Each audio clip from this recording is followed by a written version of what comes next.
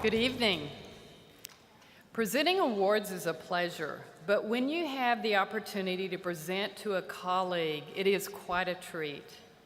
I'm here introducing a man that I am honored to call a friend, Pablo Juarez. Pablo is one of those educators who skillfully combines education with also being a powerful advocate. At the Vanderbilt Kennedy Center, he serves as the director of the Treatment and Research Institute for Autism Spectrum Disorders, or TRIAD as we call it. In this role, he supports the inclusion of children and adults with autism and intellectual and developmental disabilities in their communities. He has built bridges within communities across Tennessee, across the nation, and even internationally by directing TRIAD activities that promote best practices in supports and services for people with IDD. Under his leadership, TRIAD has grown in number of expert educators and providers, as well as diversity, quality, and the impact of programming. His teams have developed and provided educational and service opportunities from birth through early adulthood. As a parent, I am in awe of what he is doing for families in our state. We all know the impact of early intervention, which can change the course of a life. Pablo's work with TRIAD is creating innumerable opportunities for families in our many rural and underserved areas throughout Tennessee and beyond. His focus on extending services and educational opportunities to rural and low-resource areas has resulted in innovative approaches to service provision.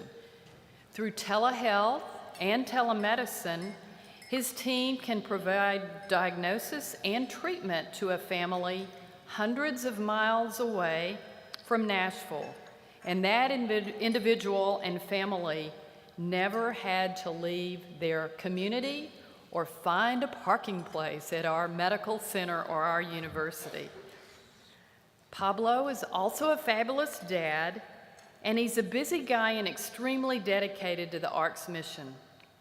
On behalf of our colleagues at Vanderbilt, families touched by his work, and all of those out there he has inspired along the way, it is my distinct pleasure to present the Educator of the Year award to Pablo Juarez.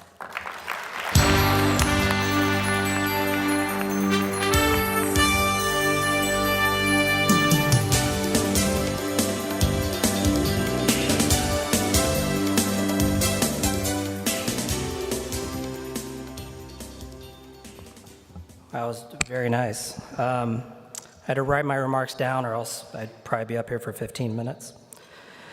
You don't want that. So I want to just give you a little bit of history of kind of where I come from and the things I think about in terms of education. For a time, my paternal grandfather picked cotton day after day under the central Texas sun to provide for his family.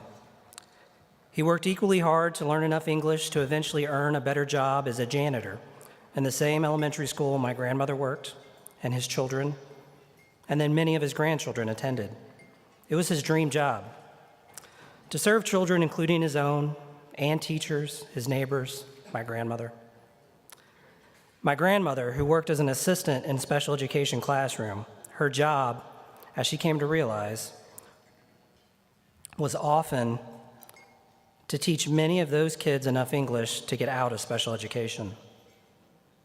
What I learned from them, my parents, my sister, and many others, is that service, regardless of what you have or don't have, is a core piece of humanity.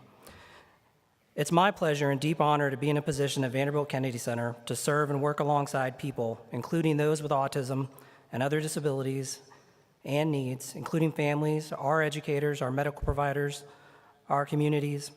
I'm extremely fortunate to do that work I love in an environment where every focus is on service to others and each other.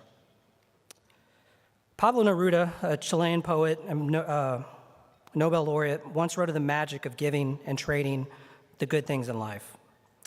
In his meditation entitled Childhood and Poetry, he wrote about being a young boy in a country ravaged by war and finding wonder and excitement in a mysterious exchange where another child left for him a toy in the hole of a fence. A toy, a sheep, was broken and disheveled, but he loved it.